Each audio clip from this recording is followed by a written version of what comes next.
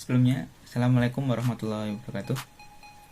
Perkenalkan, nama saya Deva Aditya Nur Alif dari Program Studi Sarjana Konservasi dan Restorasi Fakultas Kehutanan Institut Pertanian Stiper Yogyakarta dengan NIM 22275.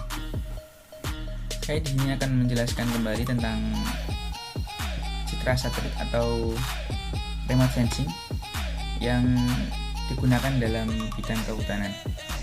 Penjelasan akan saya paparkan dalam video berikut.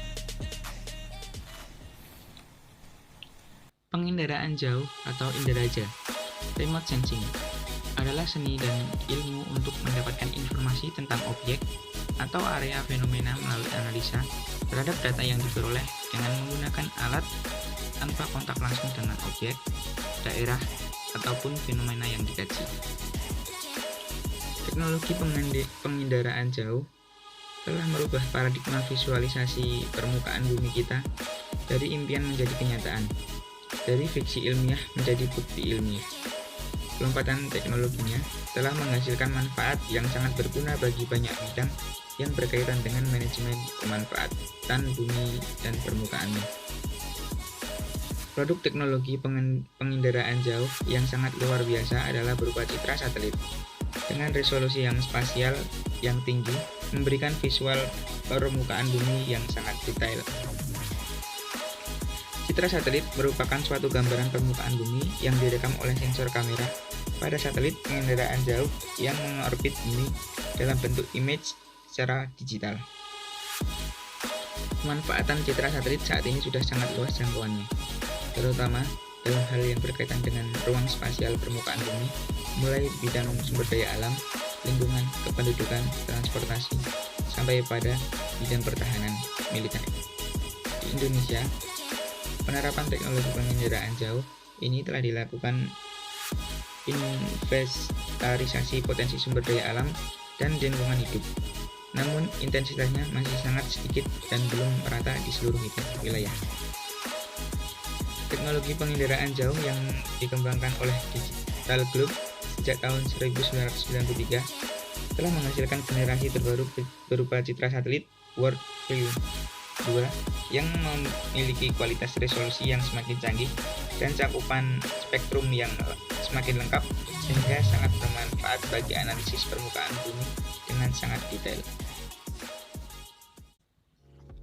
Contoh penggunaan citra satelit dalam bidang pertanian dan perkebunan. Yang pertama, melakukan observasi pada lahan yang luas, petak tanaman hingga tiap individu tanaman. Yang kedua, melakukan identifikasi jenis tanaman dan kondisi tanah, potensi panen, efektivitas pengairan, kesuburan, dan penyakit tanaman kandungan air.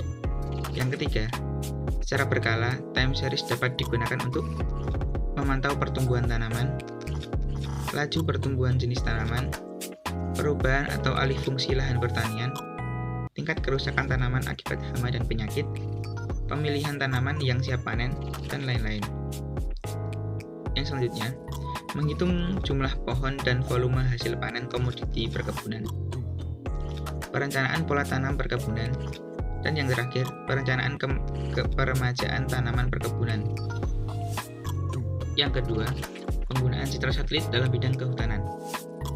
Yang pertama, monitoring batas-batas fungsi kawasan hutan, identifikasi wilayah habitat satwa, identifikasi perubahan kawasan hutan akibat illegal logging, inventarisasi potensi sumber daya hutan, pemetaan kawasan unit-unit pengelolaan hutan, perencanaan lokasi reboisasi.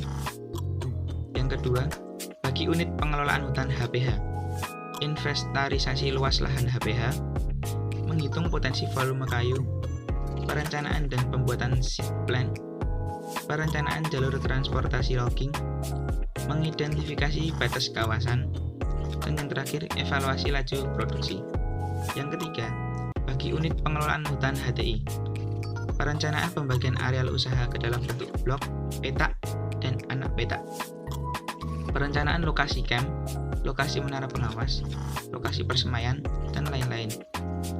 Monitoring pertumbuhan tanaman dan areal siap panen. Yang keempat, secara berkala atau time series digunakan untuk memantau laju kerusakan hutan, deforestation, memantau perubahan lahan pada kawasan hutan, memantau keberhasilan Gerakan Nasional Rehabilitasi Hutan dan Lahan, dan lain-lainnya. Ya, mungkin itu saja yang bisa dapat saya sampaikan. Semoga bermanfaat bagi teman-teman yang menyaksikan. Dan jangan lupa like, komen, dan subscribe. Terima kasih. Wassalamualaikum warahmatullahi wabarakatuh.